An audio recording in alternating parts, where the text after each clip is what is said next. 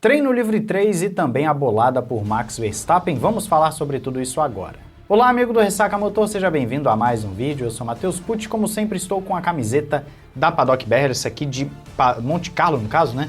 Que você confere lá também, 100% algodão não encolhe, você tem todas as equipes e pilotos, camisetas especiais de pistas e tudo mais, entra pelo link na descrição, cupom Ressaca Motor para desconto e frete grátis. E na Instant Game, jogos e gift cards mais baratos, inclusive o The Last of Us Parte 2 para PC, entra pelo link aí também na descrição.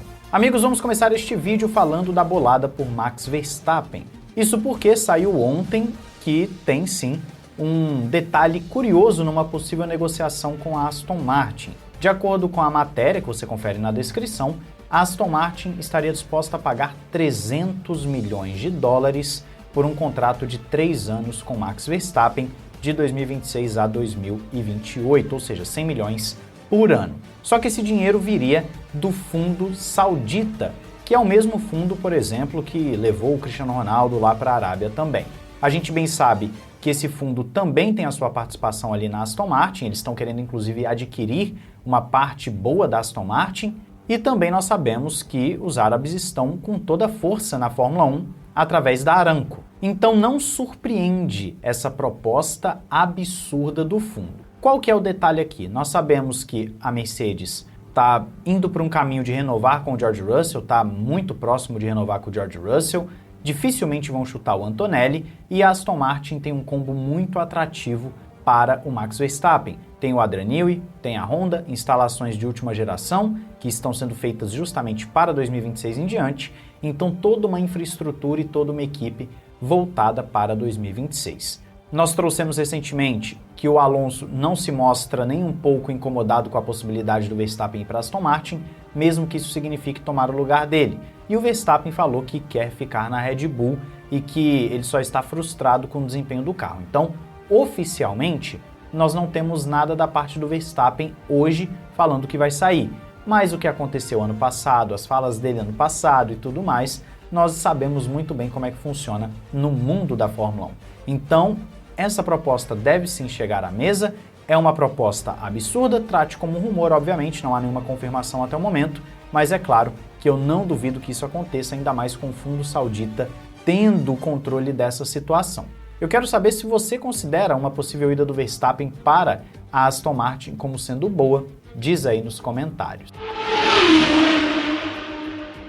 E de mostrar para vocês um comparativo da melhor volta do Piastri e a melhor volta do Lando Norris no FP2, que é a sessão que foi à noite, que ela é mais representativa para aquilo que nós queremos em termos de comparação para o Grande Prêmio. Lembrando que no FP3 as coisas, ou TL3, né, as coisas podem mudar, mas vamos lá para o seguinte. Nós temos aqui, como você vê no mapinha, o Lando Norris em laranja sendo bem mais rápido, né? Você vê por muito mais pontos do circuito do que o Piastri. Isso já logo de cara aqui, e a diferença foi de quase 2 décimos no tempo final.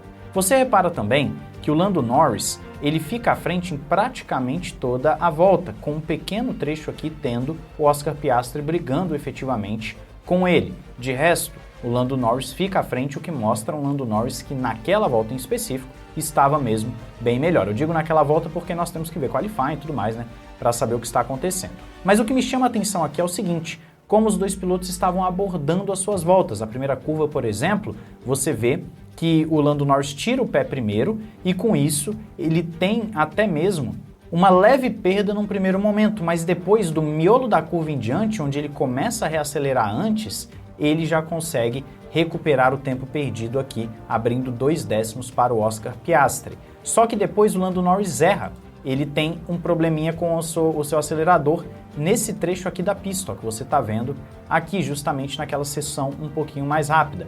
E com isso, o Oscar Piastri tira esses 2 décimos e consegue manter as coisas parelhas por um tempo.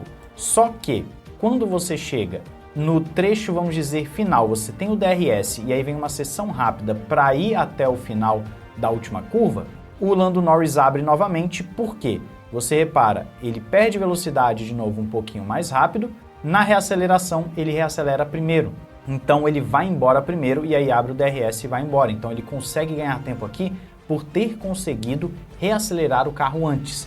ele tem um sacrifício de curva, de entrada de curva, para ter uma melhor saída, e foi o suficiente para ele ir abrindo até 2 décimos para o Oscar Piastri. O Piastri no finalzinho, na última curva, consegue recuperar, como você vai ver aqui, o Oscar Piastri na frenagem para a última curva, você vê que já fica branquinho aqui, ele começa a ganhar do Lando Norris, e com isso ele ainda tira um pouquinho, mas fica próximo dos 2 décimos a diferença. Então o que acontece aqui?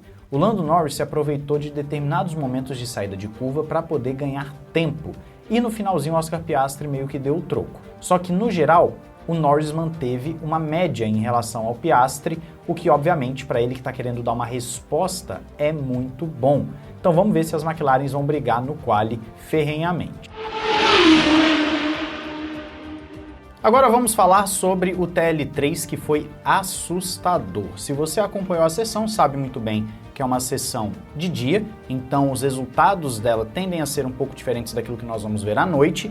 Ainda assim foi feita uma simulação de classificação. E nessa simulação, meus amigos, se o que nós vimos ali se repetir no qualifying e na corrida, nós vimos ontem que o ritmo de corrida da McLaren estava assim bem à frente dos demais, se isso se repetir, será um final de semana de passeio assim, estilo Red Bull 2023 ou Mercedes 2020. Vai ser uma coisa absurda mesmo. Vamos ver se terá competição e caso não tenha, vamos torcer para que pelo menos os 2 pilotos da McLaren tenham a possibilidade de brigar entre si, porque senão, esquece, vai ser uma corrida assim horrorosa por parte dos ponteiros. Mas tudo isso, claro, a gente está conjecturando em cima do que vemos na sessão de dia no TL3, que como sempre falo para vocês, treino livre é indicativo, mas não é conclusivo. Mas olhando a tabela de tempos após a simulação de classificação, você tem o seguinte: Lando Norris foi o mais rápido mais uma vez, fazendo um 27.4, com o Piastri apenas 2 centésimos atrás. Só que a diferença do Piastri para o Russell, a gente já está indo para casa dos 6 décimos. 6 décimos, pensa comigo, 6 décimos no automobilismo é 1,5 mundo de diferença. É uma coisa brutal. Você conseguir tirar esses 6 décimos numa sessão de classificação é brutal. E no ritmo de corrida, existe uma expectativa da McLaren, pelo que a gente viu ontem, aí na casa do meio segundo mais rápido. É claro, mais uma vez, vamos botar os pés no chão, porque são sessões que nós não sabemos necessariamente a configuração que cada equipe está utilizando, de motor, combustível e acerto. Ainda assim, dado que nós sabemos de Fórmula 1, que acompanhamos ao longo dos anos e que nós vemos nas sessões de classificação, de treino livre, etc., é uma diferença maior do que o normal, tanto no ritmo de corrida quanto no ritmo de classificação. É uma diferença brutalmente maior. Por isso, eu falei para vocês que foi assustador. Não tem como a gente olhar para esse resultado e achar que está absolutamente normal.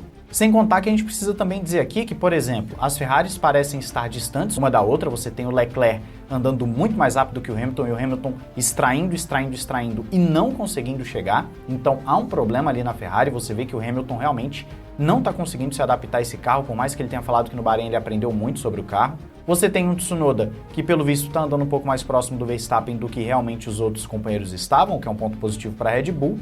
E você tem as Williams se mostrando legais aí, assim como a Alpine nessa sessão. Então, pode ter uma boa disputa de meio de pelotão, só que está correndo um risco seríssimo do Hamilton ser um dos pilotos que vai estar disputando no meio de pelotão. E aí a Ferrari ficaria sozinha com o Leclerc na disputa ali com Mercedes e quem sabe com a Red Bull. A Red Bull, que de acordo com o Marco trouxe um upgrade gigantesco, e o Verstappen parece que está com um carro um pouco mais equilibrado, só que ainda assim é um carro problemático. O Verstappen continua reclamando de problemas e continua não tendo o carro tão perfeitinho na mão, sem contar que está bem mais lento do que a McLaren. Vamos ver então se está sendo algum tipo de blefe, se a McLaren é que decidiu andar muito mais rápido que todo mundo nessa sessão, ou se esse quadro que nós estamos vendo é realmente o cenário para a classificação de logo mais. Torço para que tenha competição, mas eu quero saber a sua opinião aí nos comentários. Não esqueça de se inscrever e ativar o sininho para não perder nada aqui no Ressaca Motor. Um grande abraço, valeu e falou!